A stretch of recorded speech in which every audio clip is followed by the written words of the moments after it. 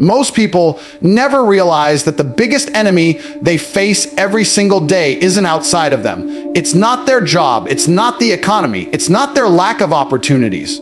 The enemy lives inside their own chest. It's their feelings. Feelings are the silent killers of ambition. They whisper excuses, they disguise themselves as comfort. They trick you into believing that the path of least resistance is the smart path. But the truth is, your feelings have one goal: to keep you exactly where you are.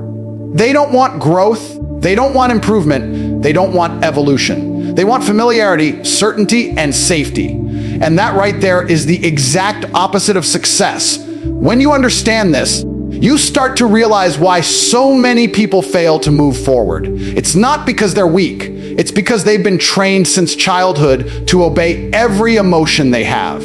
If they're tired, they rest. If they're stressed, they slow down. If they're unsure, they stop. If they're uncomfortable, they retreat. They think their emotions are commands, when in reality, they're traps. And so life becomes a cycle where feelings dictate choices, and those choices build a life defined by regret, missed chances, and untapped potential. The people who win aren't the ones with fewer emotions.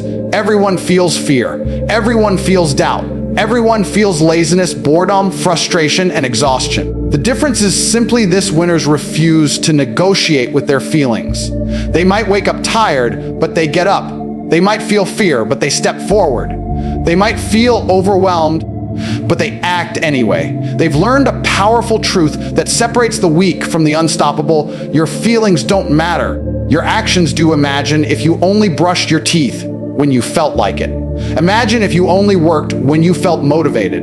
Imagine if you only pushed through when everything felt easy.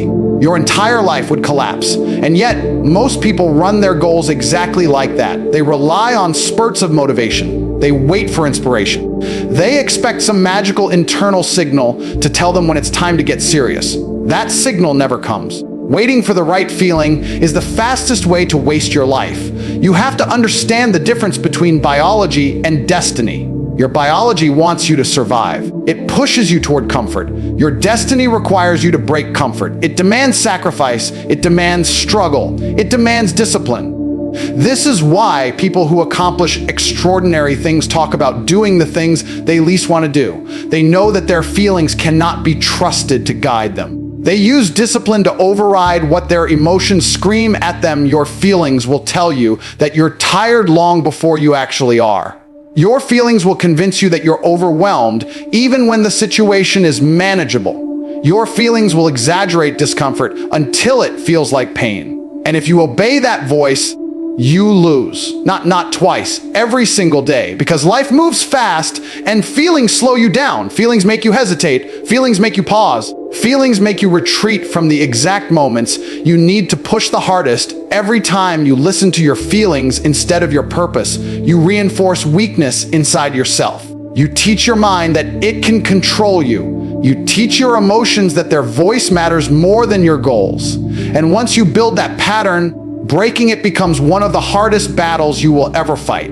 But the moment you reverse it, the moment you start acting against your feelings instead of with them, everything changes. You begin to build inner strength. You create a different identity. You start to trust yourself. You prove to your own mind that you can be relied on to do the hard things. This is where transformation begins. Not in comfort, not in motivation, not in inspiration. Transformation begins the first moment you look at your own feelings, recognize their weakness, and choose discipline anyway. This is how you separate yourself from the version of you that keeps losing. This is how you break the chains of emotional slavery.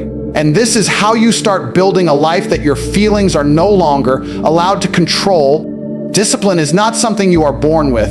It's not a gift reserved for a lucky few. It's a muscle. And just like any muscle, it grows only when it is forced to operate under pressure.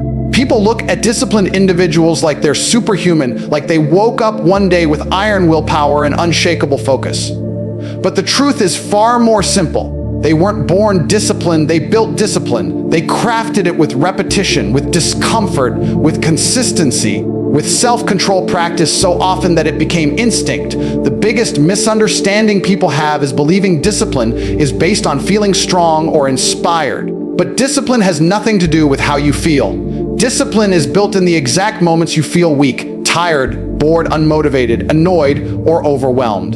Those are the moments that matter because those are the moments that shape who you truly are. Anyone can take action when everything feels perfect. Anyone can work when the conditions are ideal. But discipline is forged when the conditions are terrible, when nothing feels right, when the last thing you want to do is work. Think about the gym. If you only trained on the days you felt energized, you would never grow. The muscle grows because you push it past comfort. It grows because you pick up weight when your body screams no.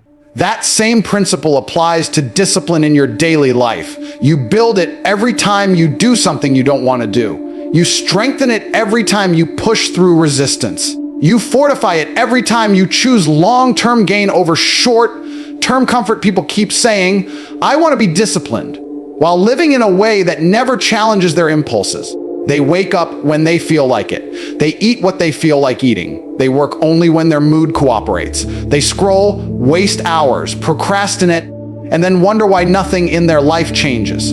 Discipline isn't created in comfort. Discipline is created when you put your feelings on the back seat and force your body and mind to obey you. Every disciplined person you admire has gone through this process. They've had mornings where getting out of bed felt like a battle. They've had moments of doubt, frustration, and exhaustion. But they didn't negotiate. They didn't ask themselves whether they felt like moving. They didn't debate with their emotions. They simply acted. And that action, repeated daily, carved discipline into their identity so deeply that eventually it became automatic. This is one of the most powerful parts of building discipline. Eventually, the things you force yourself to do become the things you naturally do. The first few steps are the hardest. Waking up early feels like torture. Training feels like a chore. Working feels heavy. But as you repeat these actions, they stop requiring emotional negotiation. They become your default behavior. The same way brushing your teeth doesn't require motivation. Discipline eventually becomes normal. It becomes part of your character. And here's the truth people don't want to accept. Discipline is not built in big, dramatic moments. It's built in small choices repeated thousands of times. Saying no to the extra hour of sleep. Saying yes to the workout even when you're exhausted. Choosing the task over the distraction. Choosing the grind over the comfort. These small decisions seem insignificant in the moment, but they stack. Daily choices become habits. Habits become identity. And identity becomes destiny. If you want to change your life, you don't need a motivation surge. You don't need inspiration. You need repetition. You need to train your mind the same way you train a muscle. You need to step into discomfort every single day until discomfort stops feeling dangerous. You need to prove to yourself over and over that you can act without permission from your emotions. That's how discipline grows. That's how you become mentally stronger than your impulses. And the beautiful part of this transformation is that discipline gives you something feelings never will control. When you stop relying on emotion and start relying on discipline, you take command of your life in a way most people will never experience. You stop waiting for the perfect mood. You stop depending on motivation. You stop letting inner weakness dictate your actions. You build a version of yourself that is stronger than excuses, stronger than laziness, stronger than fear, stronger than hesitation. Discipline becomes a weapon, a shield, and a foundation that carries you through every challenge life throws at you. Most people spend their entire lives waiting to feel ready.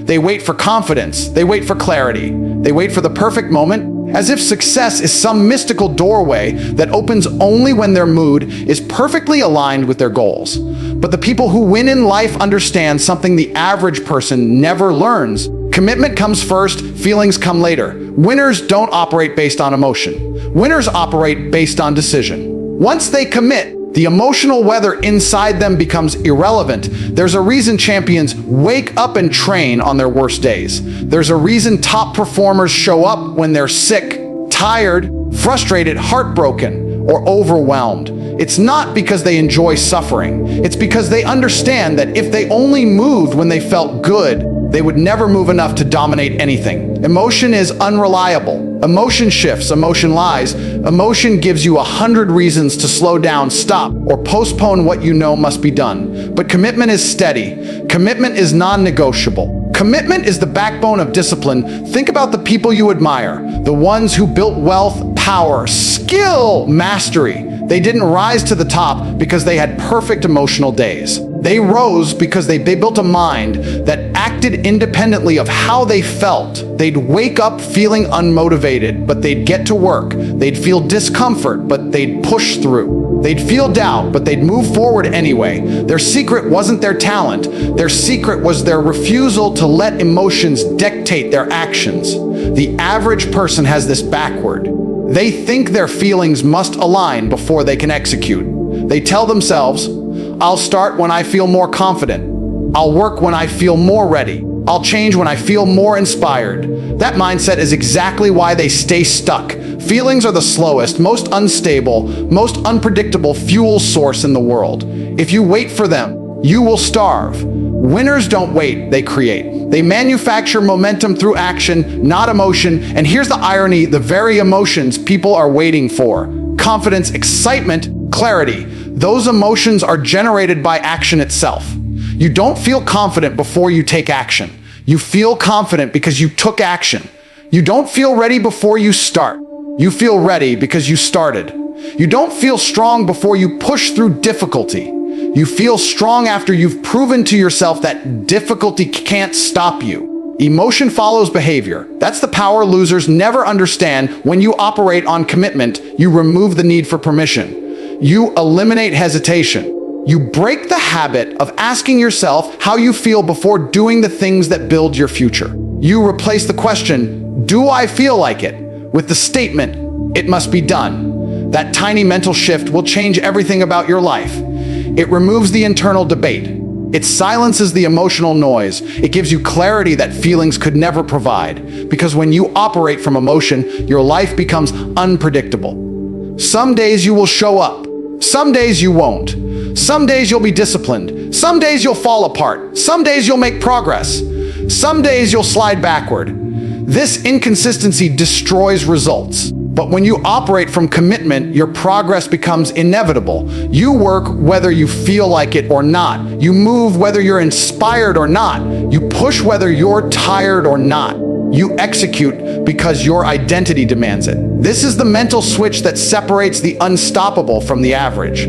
A committed person doesn't need excitement to train, doesn't need motivation to grind, doesn't need feelings to align in order to take action. They do the work because the work is the path, and the path is non-negotiable. When you build this identity, life becomes simpler, not easier, simpler. You don't waste energy wrestling with emotions. You don't wait for signs. You don't search for motivation. You wake up and you move. You execute. You do what must be done. Winners don't feel like it most of the time. They aren't constantly inspired. They aren't fueled by magical waves of motivation. They're fueled by commitment so strong that feelings can't interfere. When you reach that level, when your actions remain consistent regardless of your emotional state, you become a different breed entirely. You become someone emotion cannot stop. You become someone fear cannot delay. You become someone obstacles cannot break. That is the true meaning of discipline over feelings.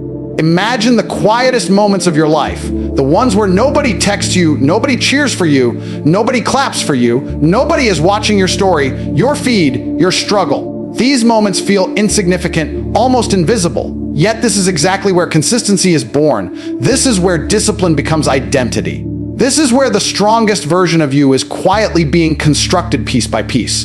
And in this keynote, you're going to feel that truth in your bones. Every person you've ever admired built their power in silence. Not when the world applauded them, but when nobody cared.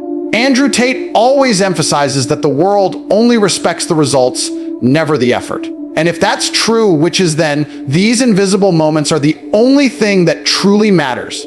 Because they are the only thing you control. They are the only thing that cannot be faked. You can post motivation. You can post inspiration. But you cannot post the lonely grind at 5 a.m., the decision to say no to comfort, the decision to show up when your feelings scream for rest. That is built in private now.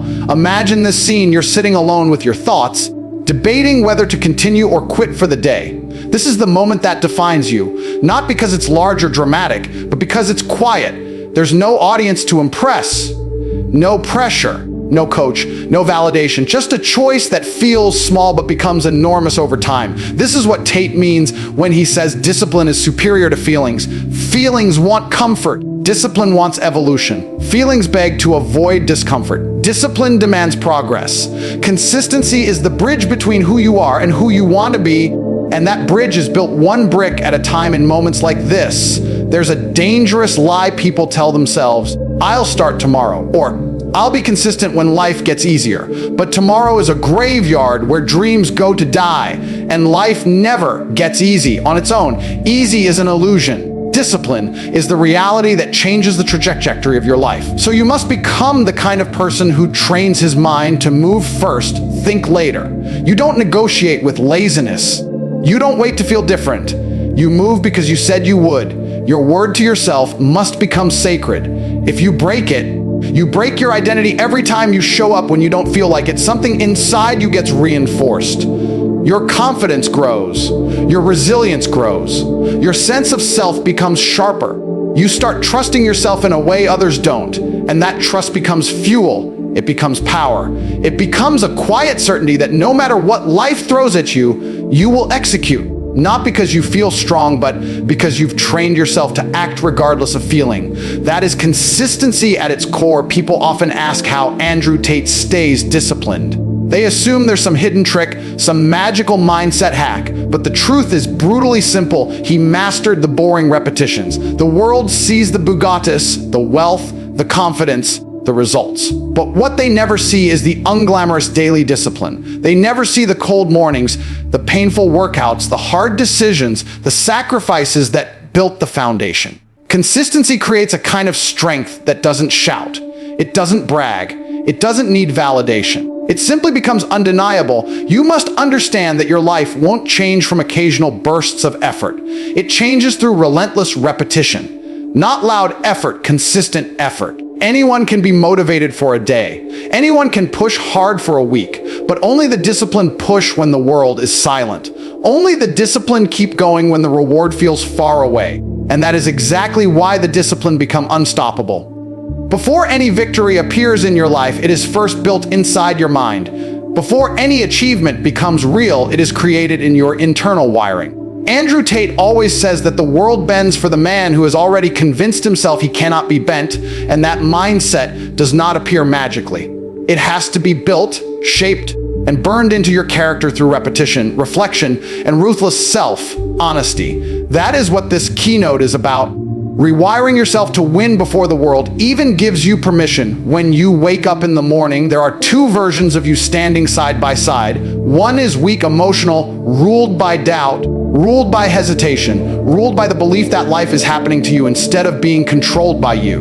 The other is powerful, disciplined, calculating, intentional, unbothered by mood, unaffected by temporary discomfort. What makes the difference between these two versions is not genetics, not luck, not the environment you grew up in. The difference is which version you train. Every single day, every action you take is a signal to your mind, a vote for the person you're becoming.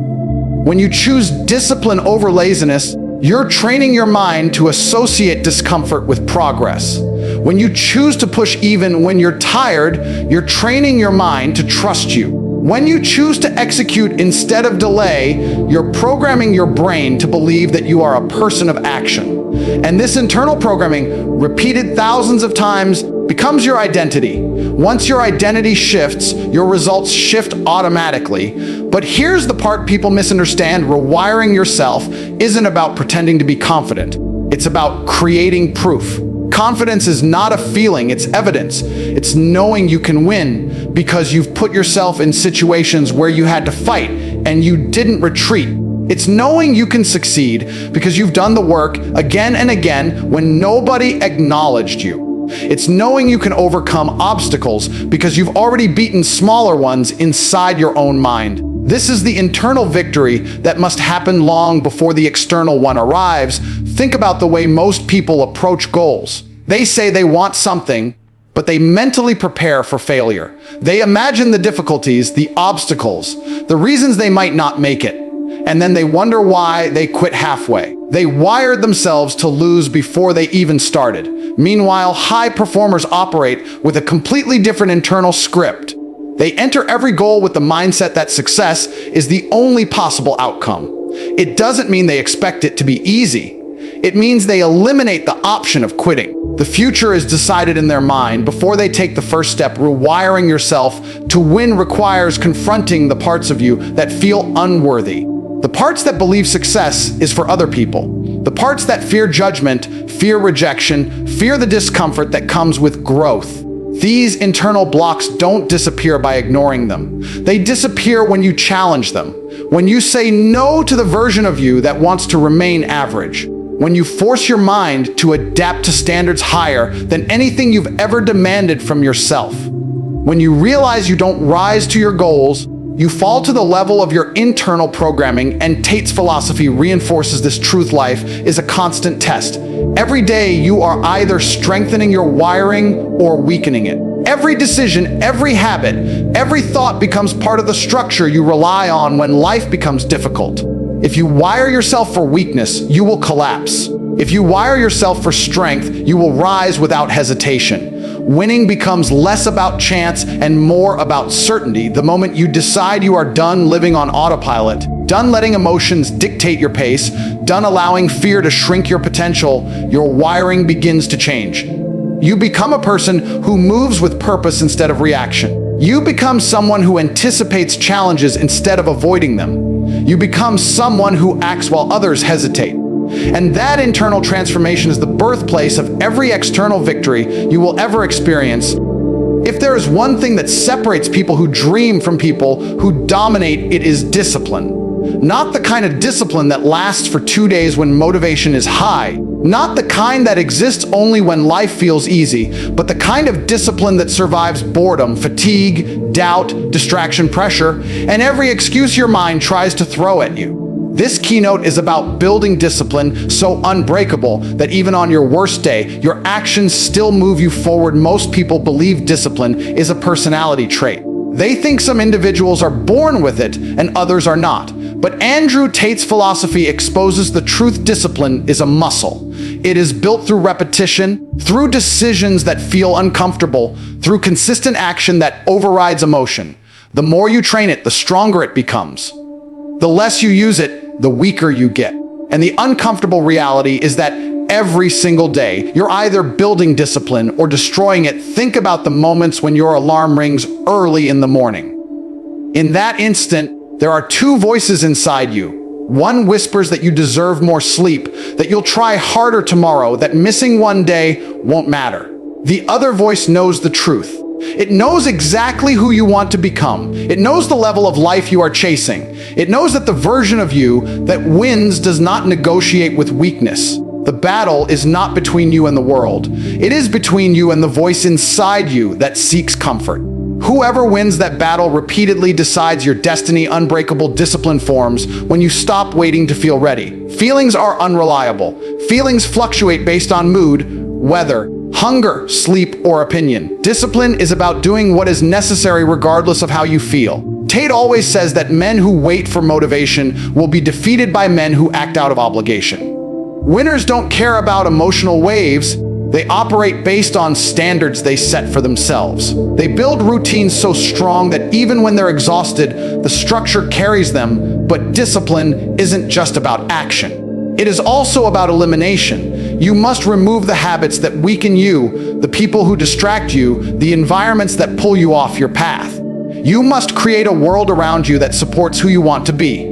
If your surroundings encourage laziness, your discipline will rot. If your circle normalizes mediocrity, your standards will collapse. If your lifestyle feeds your impulses, you will drown in the things you claim you want to rise above. Building unbreakable discipline requires building a life that rewards strength and punishes weakness. Every time you honor your promises to yourself, your identity shifts. You stop seeing yourself as someone who tries. You start seeing yourself as someone who executes. Discipline becomes less of a struggle and more of a reflex. And that's when you become dangerous. That's when distractions lose their power. That's when procrastination dies because you no longer tolerate your own excuses. You don't need motivation. You don't need inspiration. You operate because the alternative disgusts you. Unbreakable discipline also requires embracing the harsh truth that nobody is coming to save you. No one will build your body for you. No one will sharpen your mind for you. No one will create opportunities for you. No one will sacrifice their comfort so you can chase your dream. The responsibility is yours alone. And while that truth might feel heavy, it is also incredibly freeing. Because once you accept that you are the only person responsible for your success, you realize you are the only person capable of stopping yourself. You become unstoppable when you build discipline that remains intact even in chaos. When you stay focused while others crumble under pressure.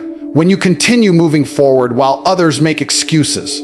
When you maintain your habits even when life punches you in the mouth. That is real discipline. That is the discipline Tate talks about. Not the discipline that exists when circumstances are perfect, but the discipline that survives storms, loss, stress, and uncertainty. And here's what makes this level of discipline so powerful. Once you build it, every goal becomes achievable. Every obstacle becomes manageable. Every setback becomes temporary.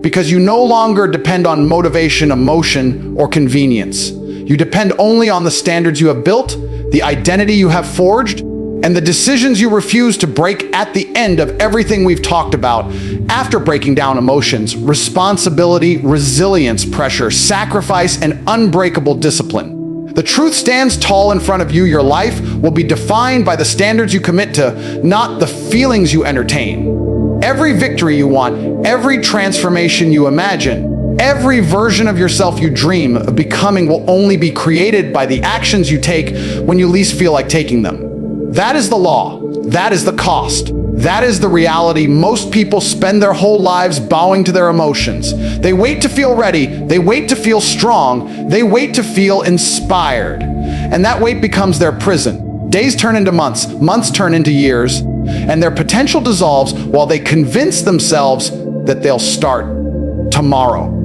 But the people who win in this world don't wait for emotional permission. They move when it's inconvenient. They fight when it's uncomfortable. They push when everything in their mind screams to stop. That is the difference. That is why discipline builds empires, while feelings build excuses. You have to decide what you want to worship. Your emotions or your destiny. Your weakness or your power. Your comfort or your future.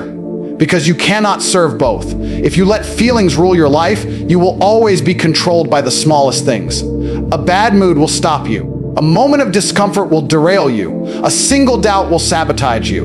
But if you build a force inside you that acts regardless of emotion, you become unstoppable. You move with purpose, precision, and consistency. You become the kind of person who earns respect, earns results, earns freedom. You have one life, one chance, one timeline. And nobody is coming to drag you into greatness.